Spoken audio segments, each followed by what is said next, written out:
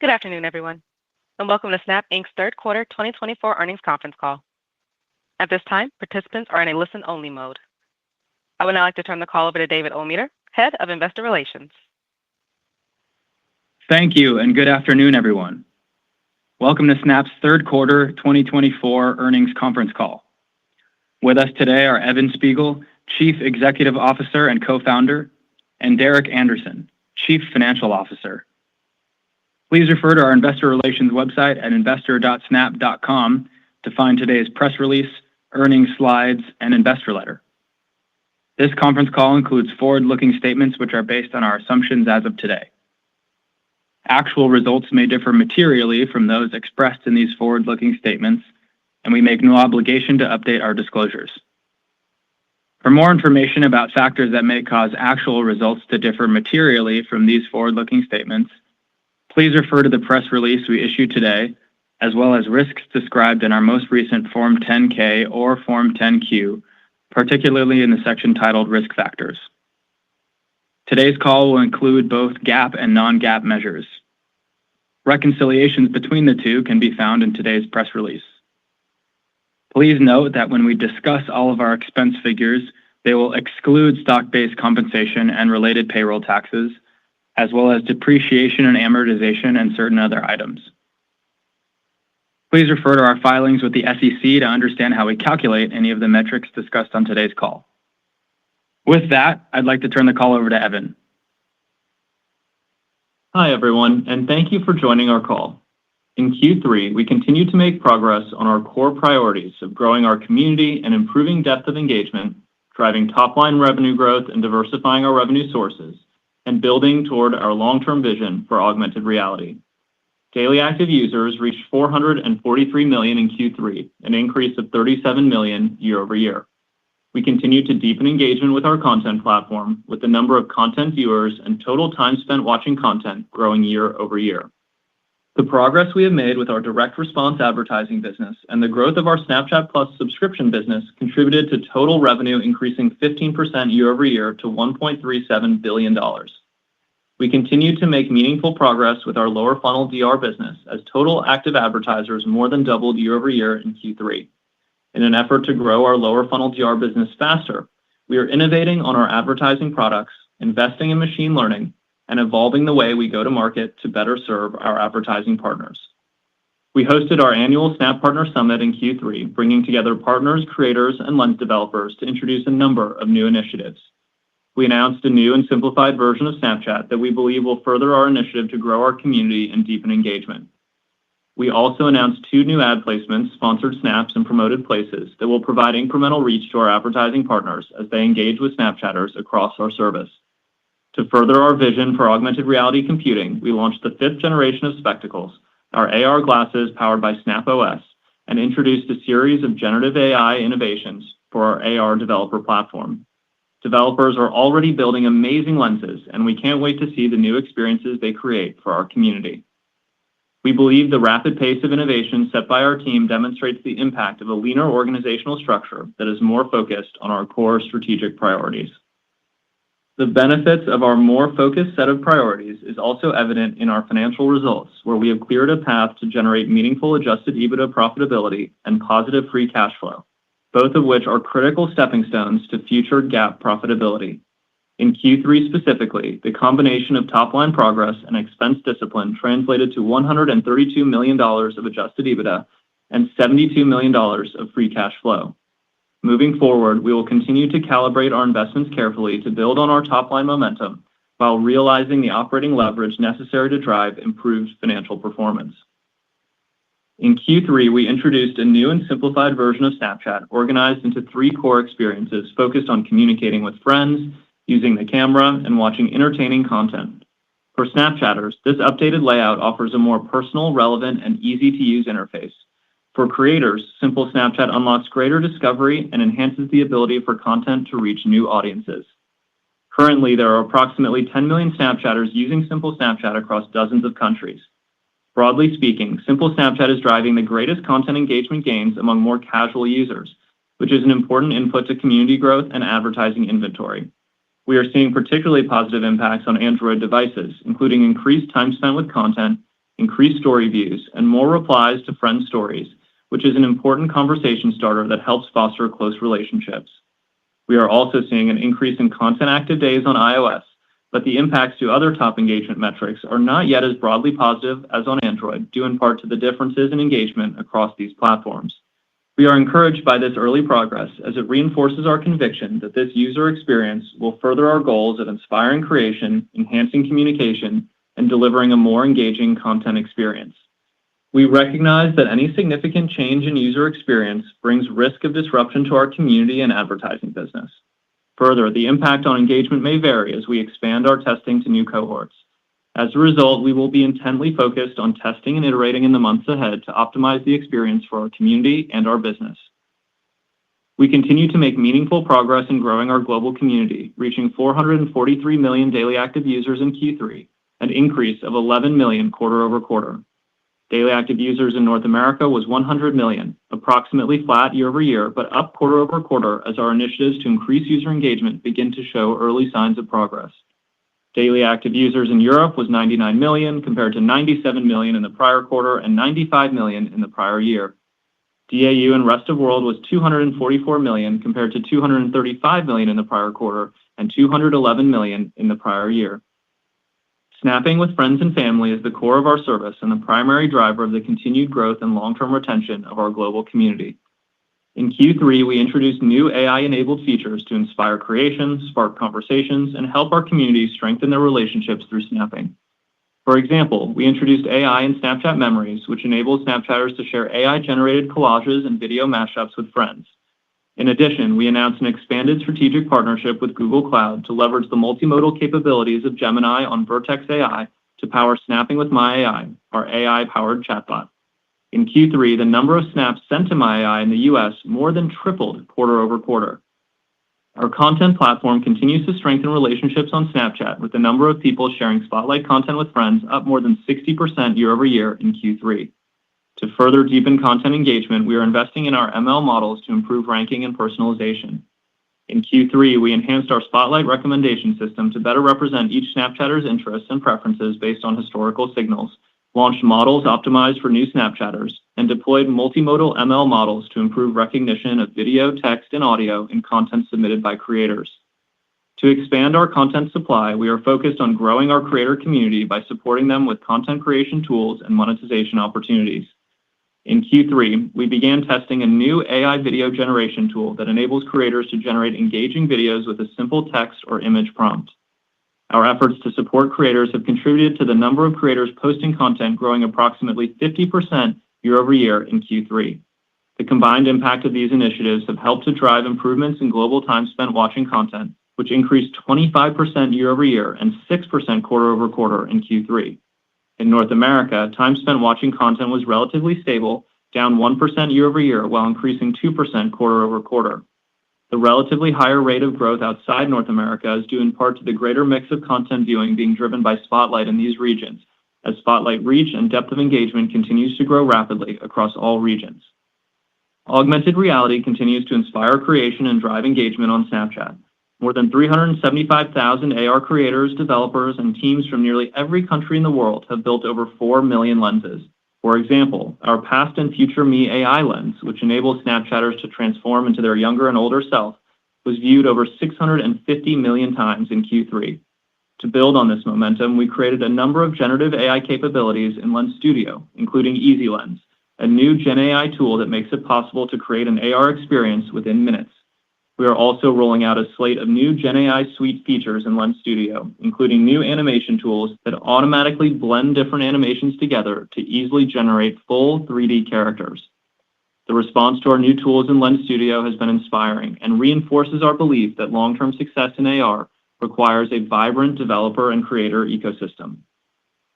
We believe our efforts to build a global AR ecosystem are critical to enabling new experiences brought to life through spectacles.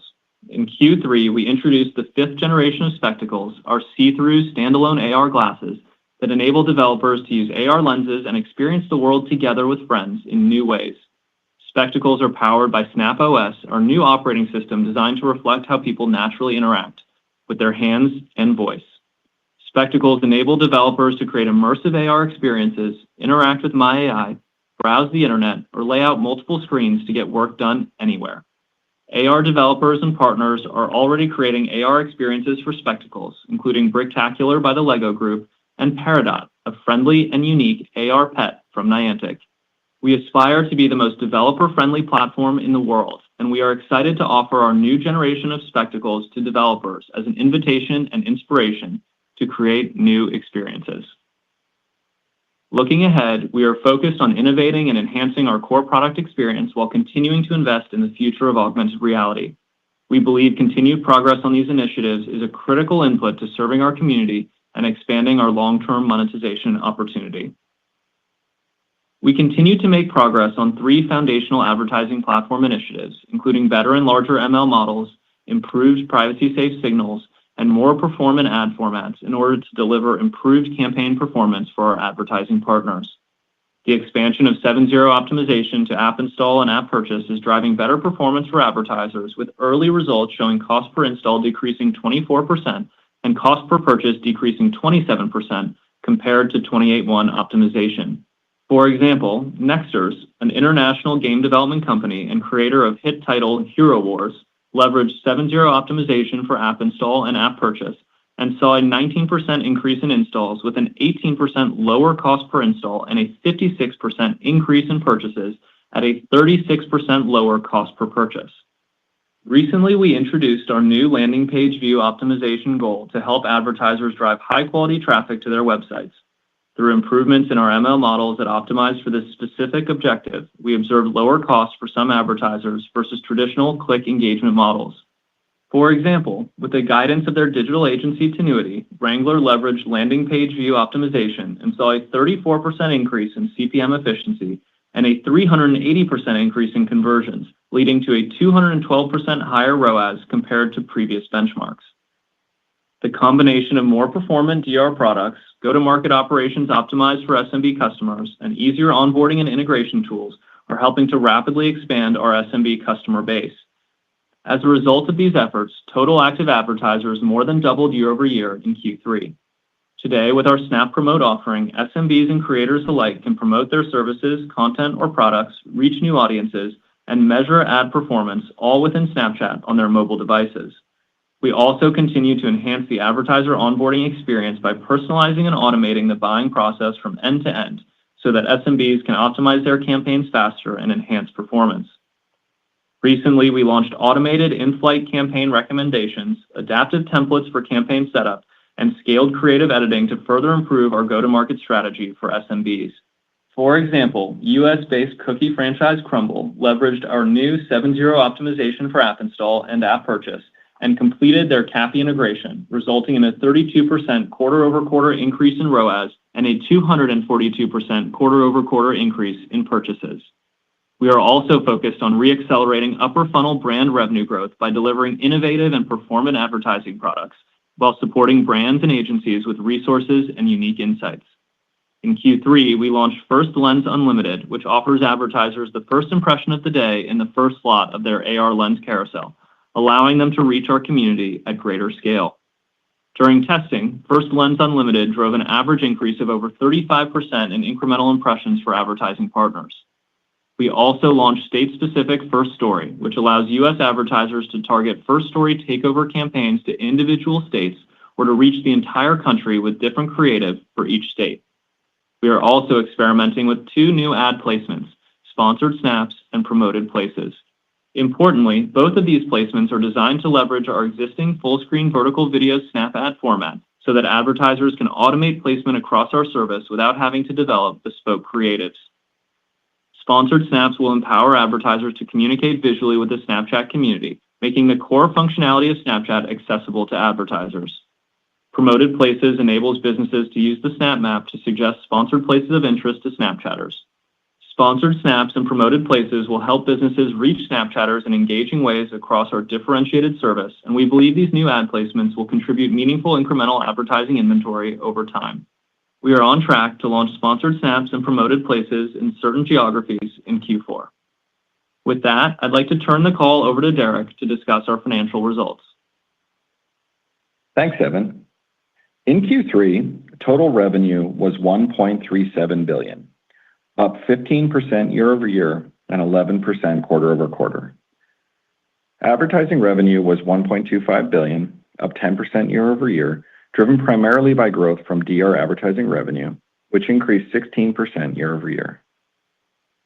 DR ad revenue growth was driven by continued strong demand for our 7/0 pixel purchase optimization that was up more than 160% year-over-year, as well as a growing contribution from app purchase optimization. Brand-oriented advertising revenue was down 1% year-over-year as we continued to see weak demand from certain consumer discretionary verticals, including technology, entertainment, and retail. We continue to make progress toward diversifying our revenue sources, with other revenue more than doubling year-over-year to reach $123 million in Q3. Other revenue includes all non-advertising revenue, the majority of which is Snapchat Plus subscription revenue, and Snapchat Plus subscribers more than doubled year-over-year to exceed 12 million in Q3. In Q3, North America revenue grew 9% year-over-year, with a relatively lower rate of growth in this region due to the impact of weaker brand-oriented demand being relatively concentrated in North America. Europe revenue grew 24% year-over-year as continued progress on our DR ad platform fully offset the impact of more challenging prior year comparisons.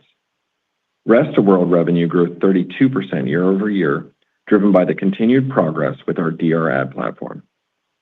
Global impression volume grew approximately 19% year-over-year, driven in large part by expanded advertising delivery within Spotlight and Creator Stories. Total eCPMs were down approximately 7% year-over-year as inventory growth exceeded advertising demand growth in Q3. Adjusted cost of revenue was $637 million in Q3, up 16% year-over-year. Infrastructure costs were the largest driver of the year-over-year increase, due in large part to the ramp in ML and AI investments over the past year. Infrastructure cost per DAU was 84 cents in Q3, which is up from 81 in the prior quarter and within our expected range of 83 to 85 cents.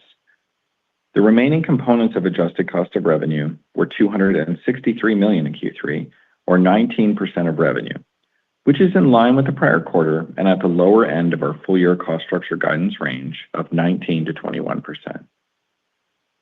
Adjusted gross margin was relatively stable at 54% in Q3, up from 53% in the prior quarter, but in line with 54% in the prior year. Adjusted operating expenses were $604 million in Q3, up 1% year-over-year. Personnel costs decreased 9% year-over-year, driven by an 11% year-over-year decline in full-time headcount. This was partially offset by higher marketing costs related to our ongoing More Snapchat campaign, as well as the impact of our Snap Partner Summit, which occurred in Q3 this year compared to Q2 in the prior year. Increases in legal-related costs year-over-year, including the impact of complying with an increasingly complex global regulatory environment, were also a key factor in offsetting lower personnel costs in Q3. Adjusted EBITDA was $132 million in Q3, up from $40 million in Q3 of the prior year, reflecting higher revenue and operating expense discipline. Adjusted EBITDA flow-through, or the share of incremental year-over-year revenue that flowed through to adjusted EBITDA, was 50% in Q3, as we continue to carefully prioritize our investments to drive top-line growth and deliver improved financial performance. Net loss was $153 million in Q3, compared to a net loss of $368 million in Q3 of the prior year. The $215 million, or 58% improvement in net loss year-over-year, largely reflects the flow-through of a $92 million improvement in adjusted EBITDA, a $94 million, or 26% reduction in stock-based compensation and related expenses, and the impact of $19 million of restructuring costs in the prior year. The reduction in SBC to $266 million in the current quarter reflects reduced headcount and the diminished impact of refresh equity grants relative to the prior year. Free cash flow was $72 million in Q3, while operating cash flow was $116 million. Over the trailing 12 months, free cash flow was $147 million, and operating cash flow was $347 million, as we continue to balance investments with top-line growth to deliver sustained positive cash flow. Dilution, or the year-over-year growth in our share count, was 0.6% in Q3, down from 1.9% in the prior quarter. We ended Q3 with $3.2 billion in cash and marketable securities on hand and no debt maturing in the current year, which reflects our ongoing commitment to maintaining a conservative balance sheet with ample liquidity for our operations. As we enter Q4, we anticipate continued growth of our global community, and our Q4 guidance is built on the assumption that DAU will be approximately 451 million in Q4. We are excited about the potential for Simple Snapchat, Sponsored Snaps, and Promoted Places to contribute to top-line growth over time. In particular, we are encouraged by early testing results that show content engagement gains among less frequently engaged users of Snapchat, as we believe this can be an important input to impression growth and incremental reach for advertisers. While we believe growth in content engagement and demand for the new ad placements may build over time, many of the changes associated with Simple Snapchat occur immediately as Snapchatters transition to the new user experience, which presents the risk of near-term disruption. While we do not currently anticipate a broad rollout of Simple Snapchat at our most highly monetized markets until Q1 at the earliest, we have now begun limited testing in these markets and may further expand this testing as we move through Q4. In addition, upper funnel advertising from large enterprise clients has historically been an important component of demand in Q4, and this portion of the business has been underperforming our overall ads business in recent quarters. Given these factors, our Q4 guidance range for revenue is $1.51 billion to $1.56 billion, implying year-over-year revenue growth of 11 to 15%. From a cost structure perspective, we are tracking well against our full-year cost structure guidance. For infrastructure, our guidance was for quarterly costs of 83 to 85 cents per DAU. We hit the midpoint of this range in Q3, and with growing ML and AI capacity utilization being partially offset by the benefit of recent pricing improvements, we anticipate being near the top end of this range in Q4. For all other costs of revenue, our guidance range was 19 to 21% of revenue. We came in at the low end of this range in Q3 and anticipate being within the range again in Q4. For adjusted operating expenses, we provided full-year guidance of $2.425 billion to $2.525 billion. In Q3, our annualized run rate was consistent with the low end of this range, and with modest sequential growth forecasted for Q4, we expect to be near the low end of the range for the full year. For SBC and related expenses, we guided for a range of $1.13 billion to $1.2 billion for the full year. In Q3, the annualized run rate of our SBC expense was below the low end of this range. We anticipate modest sequential growth in SBC expense in Q4, and therefore anticipate we will come in 4% to 5% below the low end of our guidance range for the full year. Given the revenue range above and the progress we have made to optimize our cost structure, we estimate that adjusted EBITDA will be between $210 million and $260 million in Q4. Given the strength of our balance sheet, our progress towards sustained free cash flow generation, and our desire to opportunistically manage our share count for the benefit of our long-term shareholders, we have authorized a new share repurchase program in the amount of $500 million.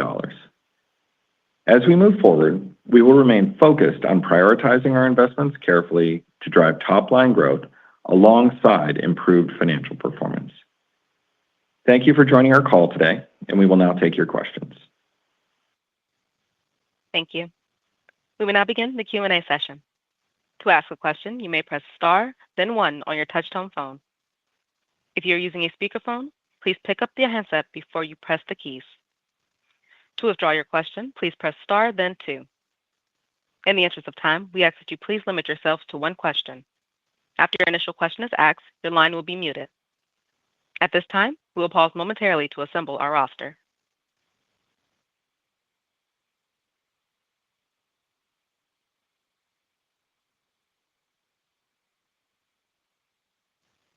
Our first question today comes from Dan Salmon with New Street Research. Your line is now open. Okay, great. Good afternoon, everyone. Evan, you highlighted the potential risk of Simple Snapchat transition in your comments. Derek walked through the sort of timing of testing, both mentioned over a dozen markets, and mentioned that you're being cautious on how you move testing into higher monetizing markets. So the high level makes a lot of sense. Could you maybe take us a layer deeper on how you and the team are monitoring and managing that risk on a regular basis, including how you're ensuring you don't see a monetization headwind from the changes? Thanks. Thanks, Dan. We're definitely excited about the long-term opportunity for Simple Snapchat, and that's especially with new and less engaged users where we've seen some of the biggest increases in content engagement. But we definitely have a lot of work to do to iterate and test before we begin a broader rollout. So that will include things like better understanding the shifts in inventory and potential impacts to monetization. And for example, we'll be working to move more of the story ad delivery into interstitial placements rather than tile-based ads in the current Discover feed. So, certainly changes of the scale have the potential to be disruptive, which is why we're taking this test and learn approach. And ultimately, we really want our community and our partners to benefit from these changes. Our next question comes from Rich Greenfield with LightShed Partners. Your line is now open.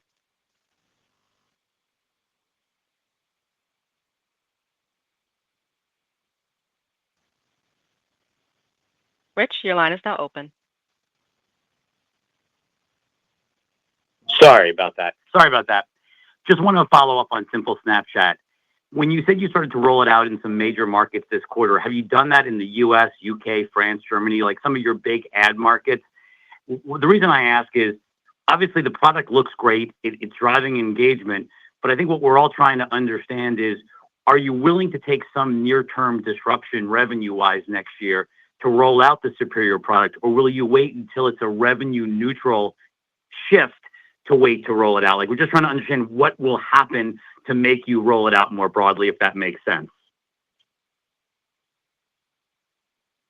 Thanks, Rich. Yeah, we're still early in the journey on understanding the monetization dynamics and some of those inventory shifts and how that could impact revenue. We certainly want to take the time to work through those sorts of changes and make sure advertisers and our partners, for example, are prepared for those sorts of changes. So all that to say, I think it's pretty early right now. And while we are excited about some of the engagement shifts we've seen with new and less engaged users, we're going to take our time to really understand the monetization dynamics and work through some of those changes. So our goal is really to take our community and our partners along for that journey, and so we're gonna keep testing and learning here, and potentially even explore something like a phased rollout, for example, over an extended period of time.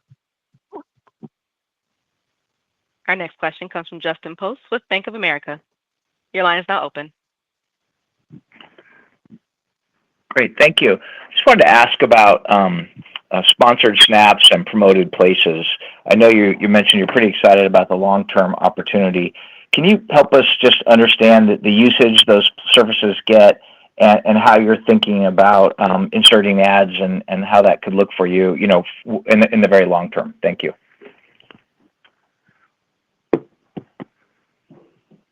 Thanks, Justin. Yeah, we're really excited about these two new ad placements that will really be leveraging the foundation we built for performance advertising over the past couple of years, with really the vision that Snap ads can be fungible across many different placements across Snapchat that leverage the unique and differentiated ways that our community engages across our platform. I think in the case of promoted places, we've gotten some great early feedback. We've run some initial tests, although I think it's a bit too early to share the data there. But in general, we're just seeing a lot of businesses really focused on driving more people in store into their retail locations to try and strengthen that customer relationship. I think many brands are feeling like they've been disintermediated with their digital relationship with customers. And so being able to bring people into their retail establishments and really strengthen that relationship with their customers, something that's important to them. So the feedback there has been great. And we have some sponsored Snap tests forthcoming in the quarter. So, once we have some more data back there, we'll be eager to share that as well. Our next question comes from Ken Gorelski with Wells Fargo. Your line is now open. Thank you. Appreciate it. Want to ask, when you think about the key objectives for the simplified app launch, when you think about the opportunities in engagement versus monetization, if you could kind of weigh the two, and if there's one that kind of is more important than the other. And the second one is, how do you think of, what will it take to get advertisers to spend more broadly, not only always on, which is more of a direct response or SME behavior, but also spend give you a budget and allow you to allocate across the different products and services on Snap, which we've seen to be very successful at both Google and Meta. Thank you. Yeah, thanks, Ken. I think, as we look at the evolution with Simple Snapchat, our North Star has always been, creating the best possible product experience for our community, and a product experience that they really love. I think there are some challenges today, as we've innovated over the years and created all these new ways to engage with Snapchat. The app has become, quite complex. And, even basic things like watching stories or watching Spotlight, that's something that people have to do in two different screens right now. And so being able to unify the content experience, I think, is something that's going to be a really important step in the right direction for us. Same goes for content discovery, for example. I think today the tile-based content discovery is just not as effective as full screen content discovery. And so I think that's a big opportunity that will not only benefit folks using Snapchat, but also creators who are working really hard to reach our audience with really compelling content. So I think in general, this North Star of our community and of course our partners like creators is really important to us. And then what we found is that over the long term tends to create more opportunity for our advertising partners as well, as they're able to reach our audience through these different parts of our service. So I think the North Star is going to be the community engagement, and then thinking about how we can best manage this transition so that our advertising partners and our content partners can benefit from it as well. Our next question comes from Mark Shmulik with Bernstein. Your line is now open. Hi, I'm Louisa speaking on behalf of Mark Shmulik. So I have a question. We have a question on Spotlight engagement. Is Spotlight viewership behavior outside of North America different? Can you provide some more color on that?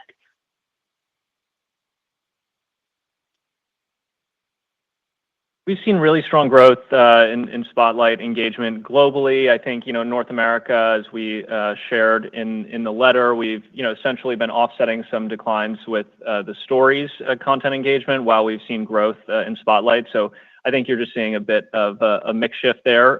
But overall, the growth of Spotlight and the depth of engagement has been a big driver of content view time growth for us. Our next question comes from James Heaney with Jefferies. Your line is now open. Great. Thank you for taking the question. Can you talk about the results that you're seeing from the new app install product and what needs to happen for app install clients to become a more meaningful driver of your top line results? And then just curious if you can comment on the revenue growth that you're seeing so far in Q4 that helped inform your 11 to 15% guide. Thank you. Hey there, James. It's Derek speaking. Thanks for the question. On the app side, I think one of the things that we've seen as an ongoing trend is that we sort of walked new optimizations and products through the process of testing with initial existing clients on a limited basis, getting to a point where we can see really good results for those customers, and then expanding that and go to market, evangelizing those results and driving broader adoption, which tends to then lead to general availability and then eventually a bigger contribution to the actual revenue growth over time. So if I look in particular, over this year, in Q3, we saw app purchase, optimization start to become a growing contributor to the top line growth. So that's something that we launched much earlier in the year. It went through that testing phase, then expansion and go to market, and now is becoming a contributor, which is wonderful to see. If we think about app install and app purchase, those are things that we extended our 7.0 optimization framework to, and we've seen clear performance improvements for advertisers. We've shared some case studies there. But, from a metrics point of view, for example, we've seen cost per install is down 24% and cost per purchase is down 27%. So those are, really exciting results to see for our customers and then give us results that we can evangelize to others. So I think the key here is to keep rolling out the adoption of those, expand the testing, evangelize those results and case studies to the customer verticals where we have really good product market fit, and continue to drive that through the elevation, the execution and the go-to-market. If we look back further, the first optimization on the rebuild of the DR business that we rolled out, well more than a year ago was the 7.0 pixel purchase optimization. And that's really one that's gone through the entire evolution of the launch, test, evangelize, and grow. And we saw that up 160% year over year in the most recent quarter. So hoping to drive, continued results there and build on the momentum that we have with the overall DR business. Thanks for the question. Hopefully that helps. When we're thinking about your other question around the guide into Q4 and what's informing that, obviously Q4 has historically been a pretty back-end weighted quarter, and so limited to read through to the back half is always challenging. I think one of the things we're focused on is the momentum that we're seeing in different parts of the business. So I just talked a lot about the DR business. We're focused on continued execution there, continued CAPI adoption, continued rollout of the app optimizations and client performance. On the brand side, we're not expecting any significant recovery there. We've been down 1% year over year in each of the last 2 quarters, not anticipating a major shift there as we go into Q4. And obviously that's an important component of revenue in the final quarter of the year. Our product execution is the key that we're focused on there in terms of igniting growth long term. So you did see us roll out some product optimizations the most recent quarter, including First Lens Unlimited, which allows our advertisers to reach folks with the first impression of the day and the first slot in the lens carousel.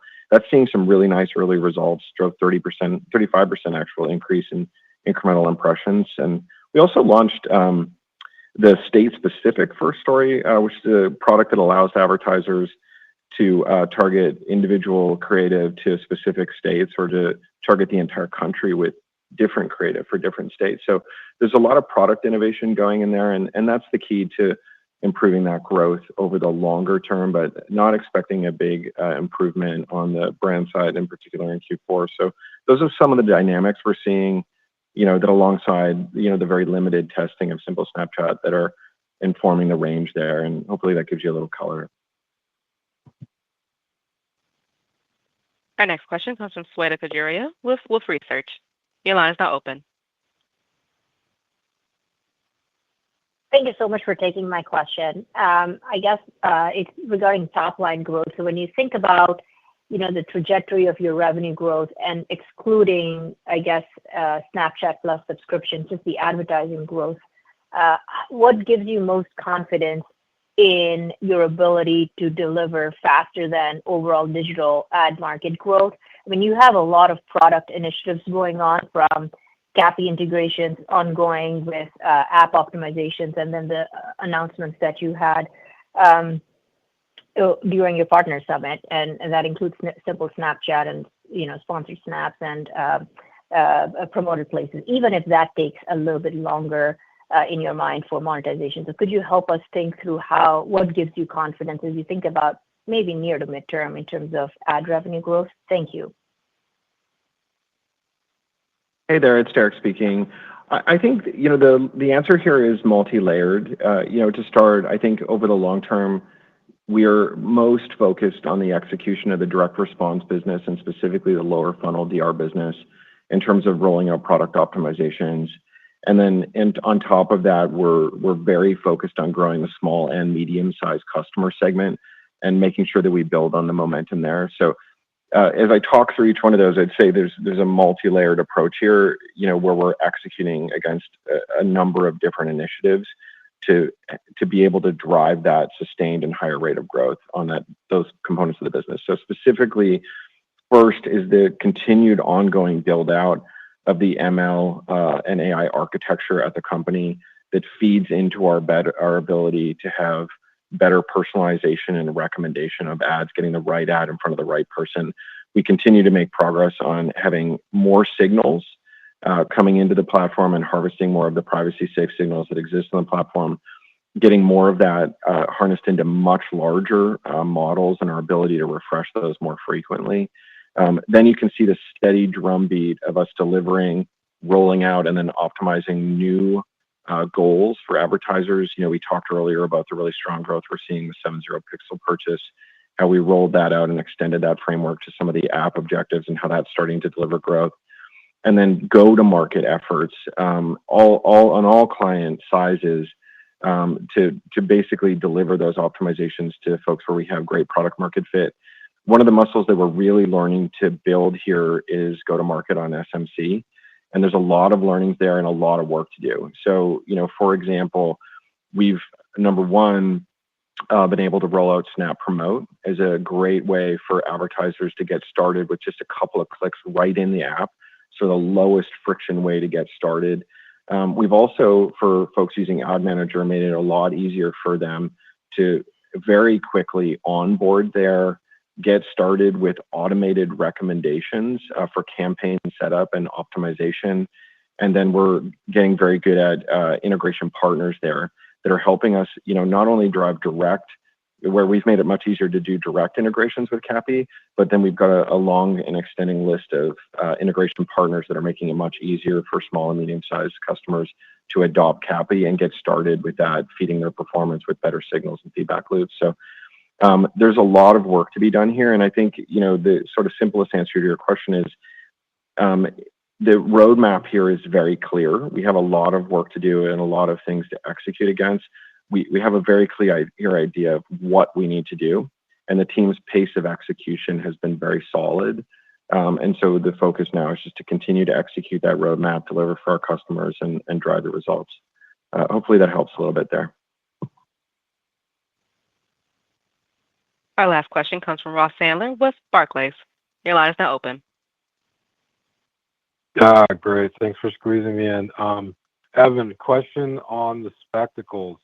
So the demo was pretty insane at the Partner Summit compared to, when some of us have tried out prior versions of that product. So I guess the question is, what level of investment and what pace or timing of when that could be a consumer product are you expecting? And then related to that, now that we've seen what Meta's doing with Orion, how does that impact both the investment level and the pace by which you're going to get that market to the consumer or get the product to the consumer, perhaps quicker than before or not?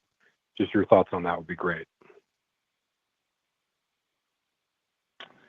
Thanks, Russ. Yeah, we're really excited about the progress we're making with spectacles, and it's been really exciting to share the 5th generation with so many of our partners and developers. I think, right now we're just really focused on helping people build amazing lenses for spectacles. I think one of the challenges that any new computing platform sort of faces is this chicken and egg problem of people really needing, in our case, new lens experiences to use when they first buy AR glasses. And so by focusing on really seeding and supporting that developer ecosystem and making sure there are amazing lenses for people to use when they buy the consumer product, I think we're really focused on the key problem we need to solve in advance of widespread consumer adoption. So we're going to stay focused there for now. It's been so exciting to see the amazing lenses people have already built, in the weeks since launch. And we think there's just a huge opportunity to transform the way people use computing, grounded in the real world and together with their friends and leveraging,